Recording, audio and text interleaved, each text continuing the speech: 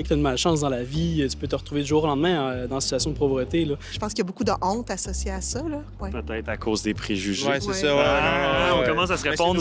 C'est une roue sans fin. Fait que... La pauvreté est parfois plus présente qu'on le pense, même dans notre entourage. Un seul événement peut faire complètement basculer une situation financière, un loyer qui augmente, des dépenses imprévues, une séparation. Puis souvent, le poids des préjugés pèse lourd sur les épaules des gens qui essaient de s'en sortir. Pour comprendre l'ampleur de cet enjeu-là et trouver des pistes de solutions, on est allé demander aux gens c'est quoi les préjugés les plus communs et comment on peut s'en départir.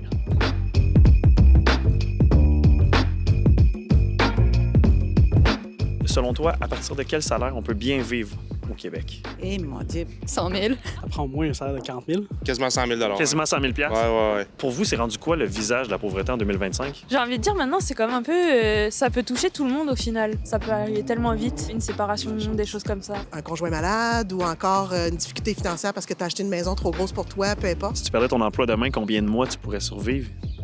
0. Zéro. T'as l'impression que c'est quoi les plus grands préjugés qu'on a pour ces gens qui seraient en situation de pauvreté? Qui travaillent pas, que c'est des délinquants, qui sont des bons à rien. Des préjugés que Ouais. j'ai pas, mais que je ouais. peux nommer, là, Ouais. qui se forcent pas assez. Ben, c'est de leur faute. Selon toi, c'est quoi l'effet des préjugés sur ces personnes-là? Ça aide vraiment pas. Parce qu'on a l'impression que c'est que certaines catégories, puis des gens qui peut-être sont tombés dans la drogue ou d'autres clichés. Puis en fait, non, pas du tout.